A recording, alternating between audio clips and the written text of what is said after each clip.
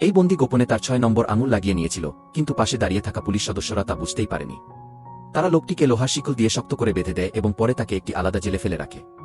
পুলিশেরা তার মুখ বেল্ট দিয়ে আটকে দেয়। অনেক সাংবাদিকের সামনে লোকটি পুলিশের সঙ্গে একটি বাজি ধরে, যদি সে সফলভাবে এইবারও জেল থেকে পালাতে পারে তাহলে পুলিশ অফিসার তার চাকরি ছাড়তে হবে, কিন্তু যদি সে পালাতে ব্যর্থ হয় তাহলে তাকে আজীবনের জন্য জেলেই থাকতে হবে।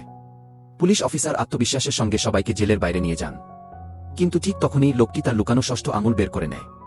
পরের দিন সকালে পুলিশ অফিসার বড় ধরনের লজ্জার মুখে পড়তে হয়, কারণ বন্দী আগেই পালিয়ে গিয়েছিল। খালি কুটরি, মাটিতে পড়ে থাকা শিকল আর চারপাশের নিস্তব্ধতা ছাড়া আর কিছুই সেখানে ছিল না। সাংবাদিকরা সঙ্গে সঙ্গে এই ঘটনা রিপোর্ট করে এবং লোকটিও কাউকে নিরাশ করেনি। পরের দিন সে নিজেই পুলিশ স্টেশনে এসে পুলিশ অফিসারের কাছে বাজির শর্ত পূরণের দাবি জানায়। তখন পুলিশ অফিসার বলে, তুমি চাইলে আমাকে পদত্যাগ করতে বলতে পারো, কিন্তু আগে এটা বলো তুমি কিভাবে পালালে। লোকটি হাসি মুখে তার কৌশল প্রকাশ করে। আসলে সে আগেই একটি মাস্টার চাবি বানিয়ে নিয়েছিল, যা সে তার নকল ষষ্ঠ আঙুলের ভেতরে লুকিয়ে রেখেছিল। এভাবেই সে সহজেই শিকল খুলতে পেরেছিল। এটা শুনে পুলিশ অফিসার তাকে আবারও জেলে ঢুকিয়ে দেয়। এরপর কি হয়েছিল জানতে অবশ্যই সাবস্ক্রাইব করুন।